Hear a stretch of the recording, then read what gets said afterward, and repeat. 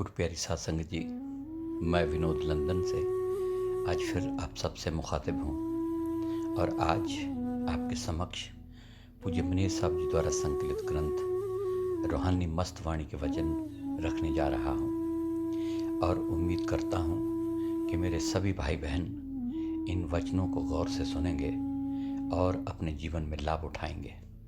और आज कल से आगे वचन नंबर 305।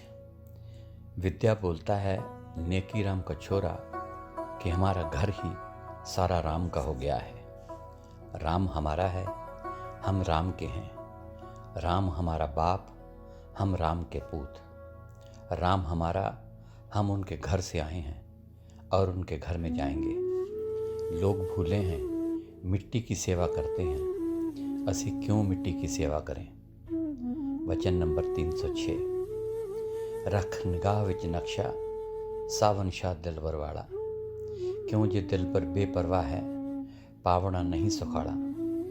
माल असबाब जहाना दागम हाफिज कब तक खासे, ना कर एडी चिंता ओढ़क छट छट चल चल जासे। ऐन इश्क हकीकी जिना पाया मूहों ना कुछ अलावन हो, दम दम दे विच आखण मौला दिल नूं कैद लगावन हो। जब तक मन तेरा साथी है तब तक तेरा पर्दा नहीं खुलेगा, पर्दे खुले बिना काज न सरेगा। यही है नाम का मुश्किल जपना, इनके साथ मुकाबला नहीं कर सकता कोई। जो कोई मुकाबला कोई करे वो फिर बोले खोले आसमान का दरवाजा सोई। दीन दुनिया दोनों जहान से करे फतेह सोई, इश्क दा प्याला पीवे हरदम सोई। वचन नंबर 307।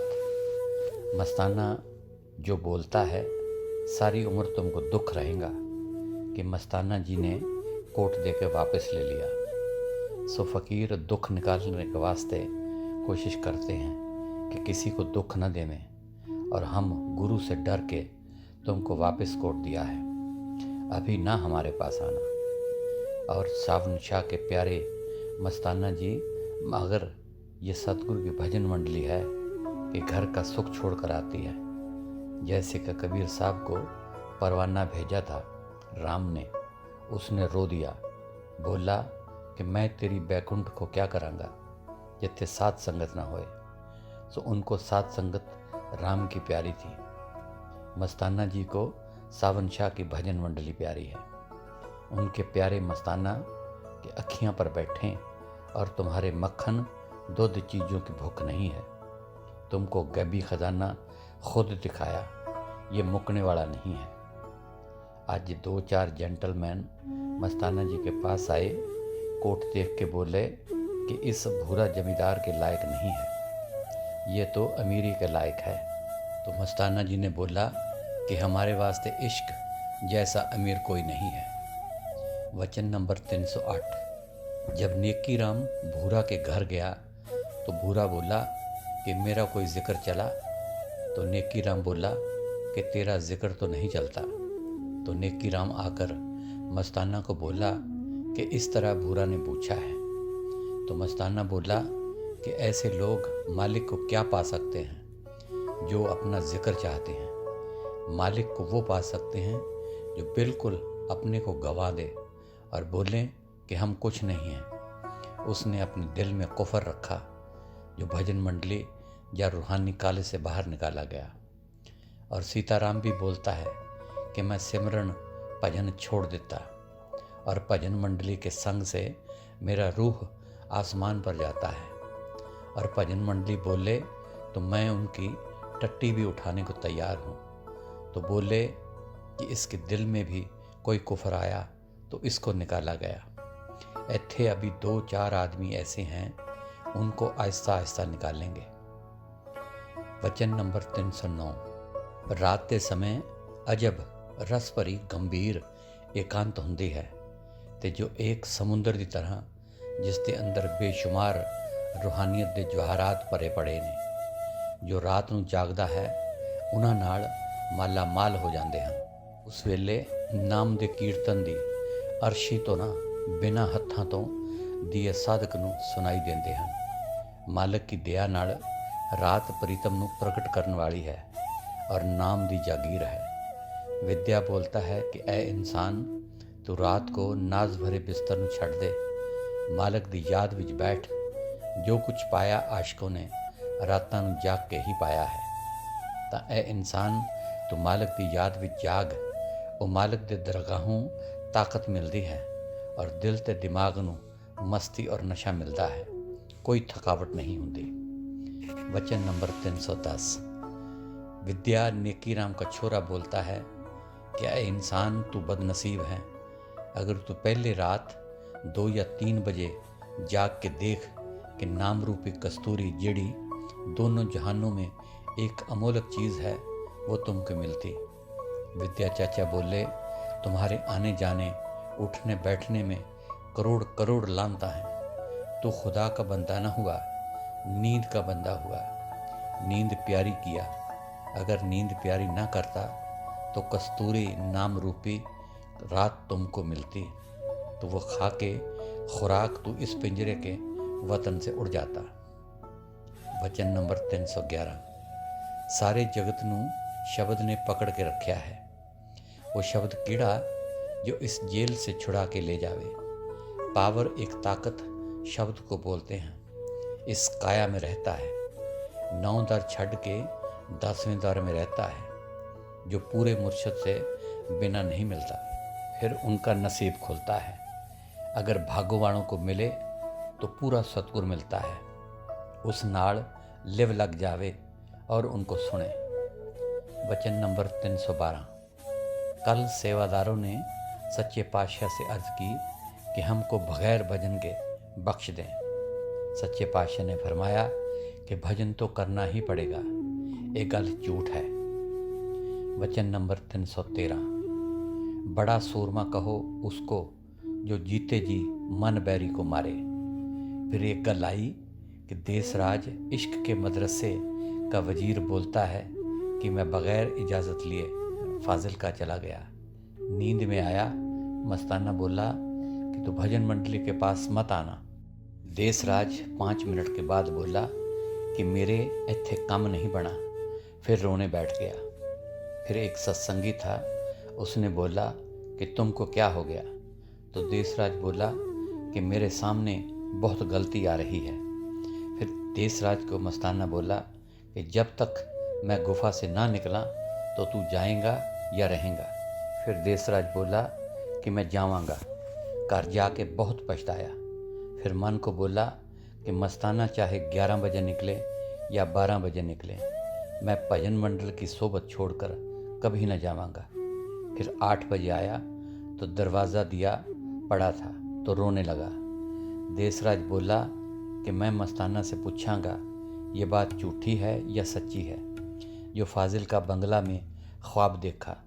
ऊपर गया तो दरवाज़ा दिया पड़ा था, जो बोला कि मैं क्या मस्ताना से पूछा, जो बात देखो वो बिल्कुल ठीक था। फिर देसराज रोने बैठ गया। फिर गोविंद ने दरवाज़ा खोला। फिर मस्ताना उनको बोला कि तू कोई फिक्र न कर, अपने तन से पूछ कि ये तन तेरे साथ चलेगा। खुद भजन कर और दूसरों को करवा। फिर देसराज बोला कि आज तो किस्मत अच्छी थी, जो कई दिन के बाद भजन मंडली का संग मिला है। वचन नंबर 314। प्रेम बोला कि जब भजन मंडली में आता था तो रुपया 1.5 कमाता था, मन बड़ा खुश रहता था। फिर जब मैं इत्थों गया तो ना भजन का स्वाद मिला, अब 20 रुपये का घाटा पड़ा। अब मैं मारा मारा फिरता हूँ। वचन नंबर 315। एक प्रेमी था, उनको अभाव आ गया। उसने पूछा कि सच्चे पातशाह ये आपका कर्म है और किसी का है? सच्चे पातशाह बोला कि ये कर्म मेरे नहीं हैं, ये दूसरों के कर्म हैं। अगर मेरे एक कतरा खून देने से एक आदमी की जान बच जाए तो मुझे इसमें कोई फिक्र नहीं, कोई गम नहीं। वचन नंबर 316। एक डॉक्टर बड़ा प्रेमी बोला कि मत देख पर आए अवगुण, अगर अवगुण देखोगे तो तुम्हारा मन मलिन हो जाएगा। सिवाय सतगुरु के सब में अवगुण है। मन की लड़ाई बड़ी ज़बरदस्त है। हम सब में अवगुण देखते हैं, गुण नहीं देखते। वो बोलता है कि मुझे 5 साल हो गए, मेरी मन के साथ एक अड़ी लगी हुई है, मैं वो नहीं छोड़ सकता। अगर अंदर से मैं तुमको छेड़ा तो तू रोएगा। ये सच्चे पातशाह के आगे बोला था कि जैसे मस्ताना सतगुरु के आगे नाचता है, वैसे मैं घुंघरू बांध के नाच के सतगुरु का ढिंडोरा जगत में देवा। वचन नंबर 317। ये जो गांव में रेफ्यूजी आए हुए हैं, उसकी ज़मीन तैयार है। उन्हों को जो दुख हुआ है, उसने ये साबित कर दिया कि जो दुनिया का धन दौलत ये साथ नहीं चलता, जब चाहे मालिक ले जाए। ये ताकत है, ये वक्त पर काम नहीं आती। अगर आती है तो सतगुरु की दया मेहर वक्त पर काम आती है। और बोला कि सिरसा में रूहों की सतगुरु ने पुकार सुनी है। सिरसा के रूहों ने मालिक के आगे बहुत पुकार की, इसलिए उनकी ये इल्तजा मंजूर हो गई। वचन नंबर 318। न्यामत बोला कि मेरे से भजन पर बैठा नहीं गया, मैं बहुत जोर लगाया। रौनक राम ने बोला था कि यह बहुत बैठता है, वही नज़र लग गई है। एक प्रेमी ने बोला कि मेरे को सबके सामने खाने में दर्द पड़ गया, तो खूब तसल्ली हुई कि संतों ने बोला है कि रोटी किसी के सामने नहीं खानी चाहिए। ये बात बिल्कुल ठीक है। इसी तरह भजन किसी के सामने नहीं करना चाहिए। हर वक्त अपने आप को छोटा समझना चाहिए। और सिमरन भजन तो सारे हर जगह पर करते हैं, मगर जो ये मैं है, इसको निकाली भजन मंडली के संग में, तब तो स्वाद और परमार्थ में इश्क का आएगा कि मैं होंगी तो खतरा है। वचन नंबर 319। रौनक को मस्ताना बोला कि यहाँ पर बैठ, तो रौनक वहाँ से उठकर दूसरी जगह धाड़ा मारने के वास्ते बैठा, तो वहाँ स्याही उसके कपड़ों पर गिर गई। बोली कि तू यहाँ पर क्यों आया है? फिर उठकर उसी जगह बैठ गया। मिट्ठन बोला, लकड़ियों से अगर धुआं आता है तो मैं सूखी लकड़ां लाकर लगावा, लेकिन उनका इश्क न मुड़ा। वचन नंबर 320।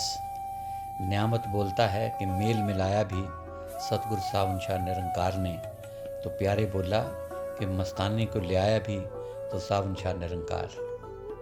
वचन नंबर 321। अगर तुम किसी की रात को तुम चाकरी करते हो तो वो तुमको इंसाफ देता। अभी तुम अपने साहब की चाकरी करते हो, तुमको अपना साहब देवेगा। वचन नंबर 322। मतलब की भजन सारी दुनिया करती है, बेमतलब करती है भजन मंडली भजन सिमरन। मतलब क्या हुआ तो बेमतलब क्या हुआ? तो ये मतलब है कि इनका निर्णय मिट्ठन गोट फकीर कराता है। मस्ताना बोला कि स्वर्गलोक, बैकुंठ लोक, 88 तीर्थ, 4 धाम, बलोचिस्तान, पंजाब में सुख न मिला। जैसे सिरसा की भजन मंडली जो सावन शाह निरंकार की है, उसके संग खूब बेमतलब वाला भजन मस्ताना को डंडा लगाकर करा रही है। बेमतलब उसका नाम है कि साहिब सच्चे के वास्ते जो हमारे अंदर बैठा है, उनके सिवाय कोई ख्वाहिश के वास्ते न भजन सिमरन करे, न जागे। जागे तो हरि रूप जो चोला सावन शाह निरंकार पा के आया है, उसके वास्ते। दुनिया सारी बेमतलब मर गई, मतलब किसी ने हासिल ना किया। तो मतलब का अर्थ क्या है?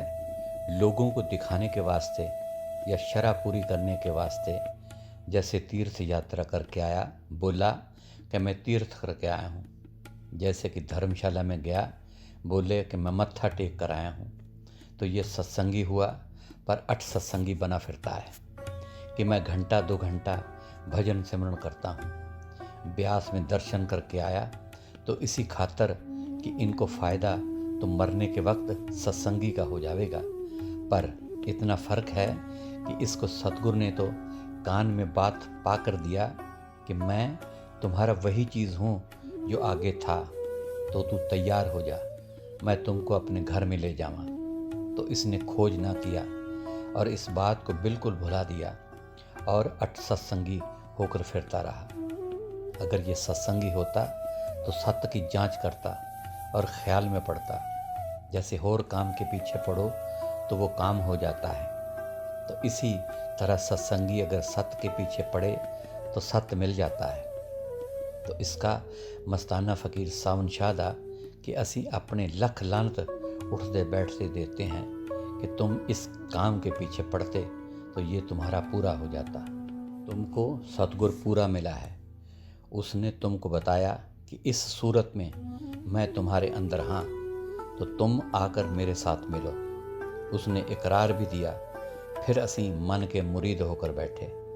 ऊपर से बोलें कि असी सतगुरु के सिख हाँ, सो ये धोखेबाजी जो तुमने किया इसका बदला खूब तुम्हारे को पीटेगा।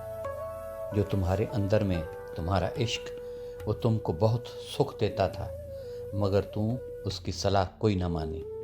हमको हक है कि अभी भी रात को रोएं पीटें तो वो तुम्हारे को मिल सकता है।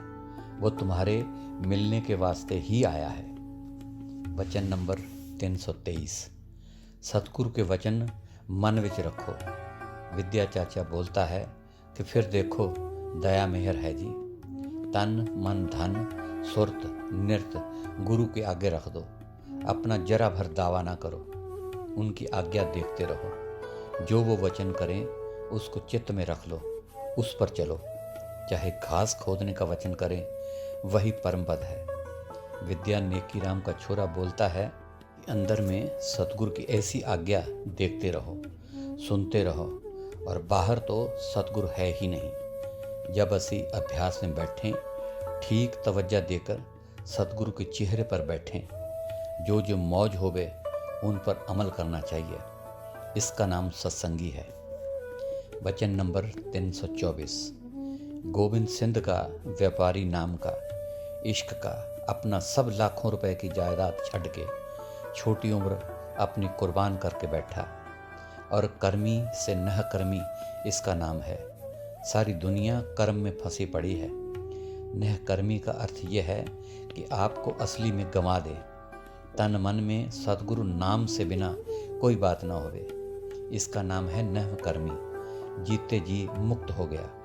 इस बात से बिना तो कर्म में बंधा पड़ा रहता है। कैसा बंधन कि मैं सत्संग सुनकर आया, आधा घंटा भजन करके आया, मैं तीर्थ यात्रा किया, मैं दान किया। और गोविंद सिंध का महात्मा बोलता है कि इस बंधन में चाहे सत्संगी होवे चाहे अठ सत्संगी होवे, सारी उम्र बर्बाद करके रोता फिर जाएगा।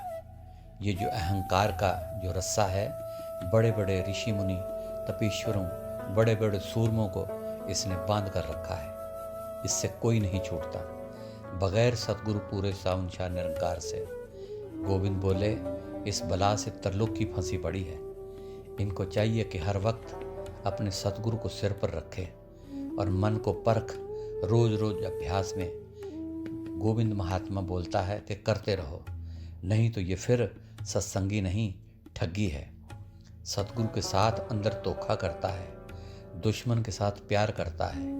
जो सतगुरु का दुश्मन मन है उसका बदला सख्त इनको मिलेगा। वचन नंबर 325। सब कुछ सतगुरु का है। ये पराए माल पर मुच्छा माल के बैठा है। सबके अंदर आवाज़ सावन शाह निरंकार मस्ताना फ़कीर बोलता है कि दे रहा है, बुला रहा है। असी कुछ शर्म करें, असी बेशर्म कब तक बने रहेंगे। इससे जहर खाकर मरे तो भी अच्छा है।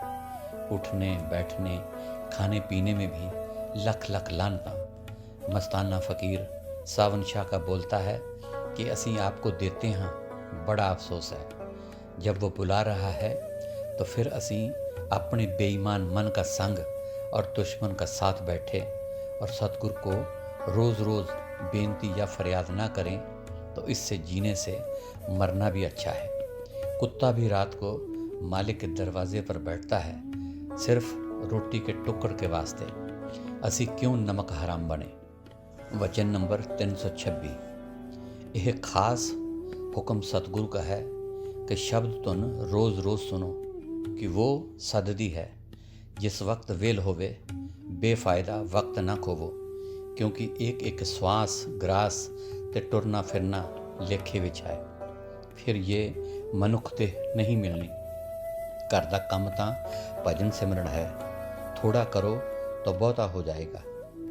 ਹਰਦਮ ਯਾਦ ਰੱਖੋ ਕਿ ਇਸ ਦੁਨੀਆ ਤੋਂ ਜ਼ਰੂਰ ਚਲੇ ਜਾਣਾ है जी।